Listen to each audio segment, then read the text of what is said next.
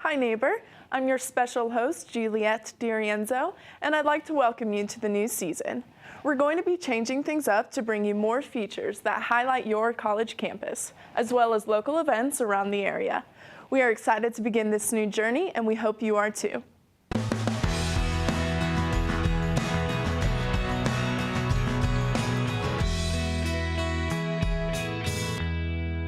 I would like to introduce a new segment we call Club of the Week, and we invite you to join us each week as we learn about the many different clubs we have on campus.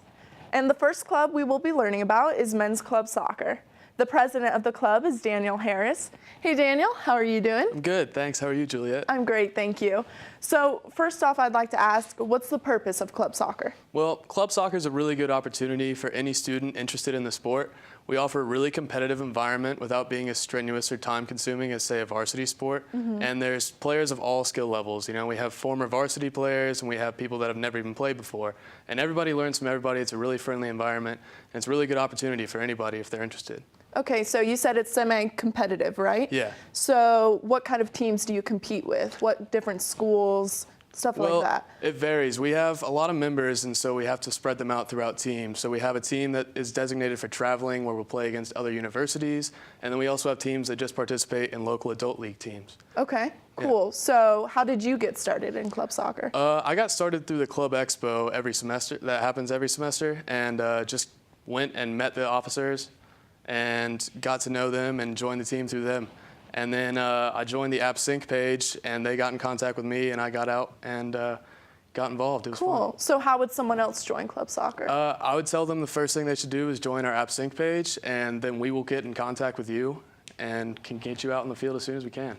Great. Well, thanks for sharing. And now I love playing soccer, so I challenged Daniel here to a small match to test our skills. Take a look. Hello, Daniel Harris and I are in the soccer indoor court at the SRC. The indoor court is actually open whenever the SRC is open, so you can come on in and play against us. But right now, he and I are going to have a little competition. Are you ready to get beat, Daniel Harris? I guess we'll see how it goes.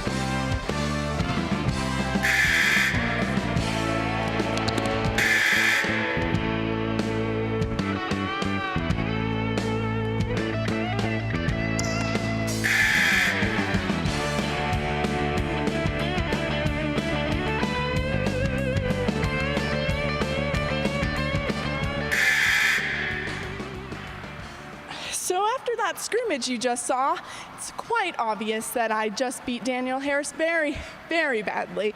Wouldn't you say? I think it was close. I think you might have barely gotten it. Anyways, thank you so much for watching, and stay tuned for more Hi Neighbor. Your daughter just had her first breakup. Do you A, put yourself in her shoes? B, console her? Don't worry, sweetie. This is gonna happen a lot. Or C, find her a new boyfriend? Nice single boys. That was weird. As a parent, there are no perfect answers. But you don't have to be perfect to be a perfect parent. Thousands of teens in foster care will love you just the same. Welcome back, neighbor. Next, I have Sarah Scott, the Executive Director of Reckless Art, and Zach Reck, the founder of Reckless Art. Hi, you all. Welcome to Hi Neighbor. Thank you so much for having us. We are so happy to be here. So could you all tell me a little bit about Reckless Art? Like, what is it?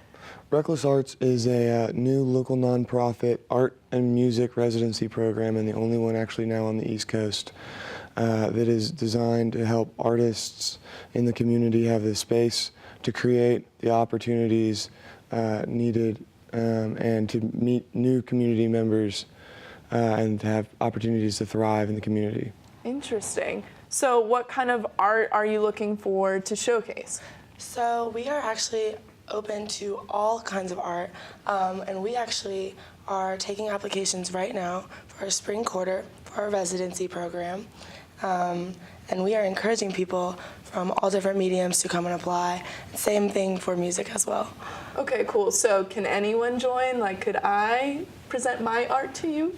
Absolutely. So what you would do is you would go through our application process, which what you would do is you would send us an email at recklessartsboone@gmail.com, and we would look at what you had sent us. You would send your portfolio, pieces of your work, if you're a musician, some recordings.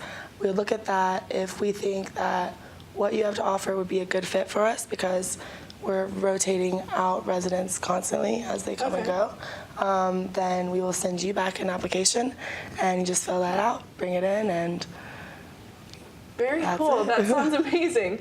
And I understand you have an art project going on right now? We do. So We actually had the community members, or some community members, bring in and donate old liquor and alcohol bottles that we are going to do love letter notes to Boone, and anybody is welcome to come in, and we have a station set up where they can, if they want to go through the whole process and put it in the bottle and design the bottle themselves, they can do that as well, or if they want one of the artists to do it for them after they write their note, we will do that as well, but then we will hang all of the bottles. We're going to hang outside of the studio for an installation, and then afterwards, at the end of the month, we're going to take them down, and there's going to be a surprise secondary installation that all of the artists of the studio are going to provide for the community.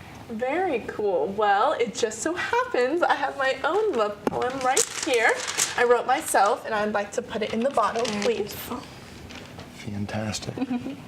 Reckless Art sounds like a great addition to our community, and if we'd like to learn more about Reckless Art, your events, resident applications, how can we contact you? you can contact us at recklessartsboone@gmail.com or on our Facebook page, Reckless Arts Boone. At any time, check out our Instagram, Twitter, Snapchat, at that name, Reckless Arts Boone, and we have everything on our page. We have events every week coming up, poetry slams every Monday night by Lyric Poetry Group. On Thursday nights, we have our Blues Dance Night, run by Cryptograph Productions and United Boone Dance Scene.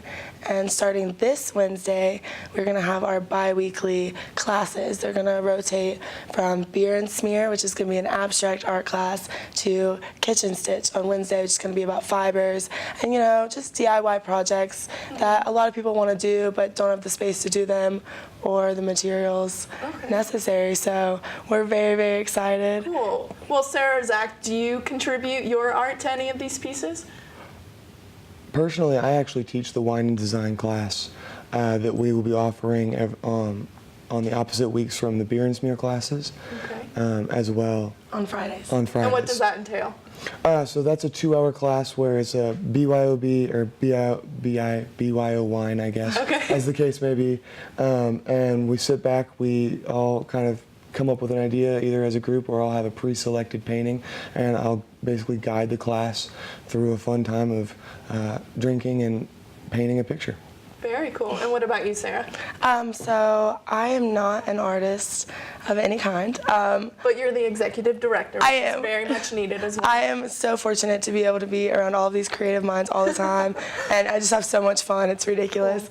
But I'm just here to coordinate events, facilitate what these artists are doing, what their vision is for Reckless Arts, which is constantly evolving, which is so wonderful. So we're so blessed to have the location we do, and we encourage the community to come out and check us out. And where are you all located again? We're located next to Church and Art Centers and Boone Saloon in the small, old, original doctor's office building in Boone, right across from Capone's.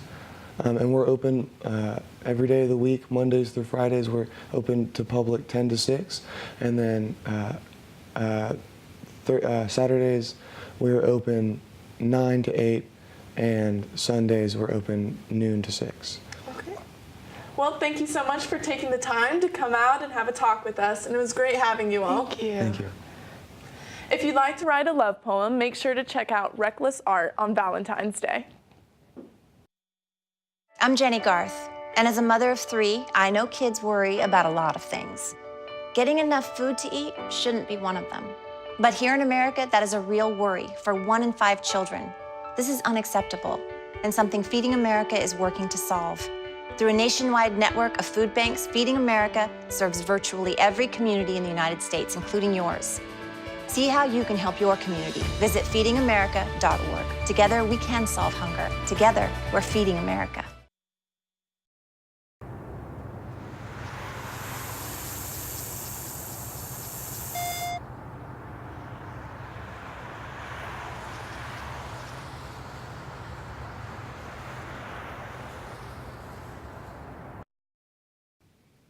Welcome back to Hi Neighbor. And with me today is film documentarian Thomas Hansel, here to talk about Blood on the Mountain, the latest film to be shown during the Spring Sustainability Film Series.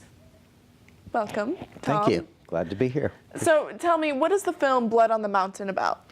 Blood on the Mountain looks at about 150 years of the coal industry in central Appalachia, particularly focusing on the situation of workers and the environment, and a lot of it focuses in southern West Virginia. I see, very interesting. And what is your connection to Blood on the Mountain? Well, I should be clear that I don't have a direct connection to Blood on the Mountain.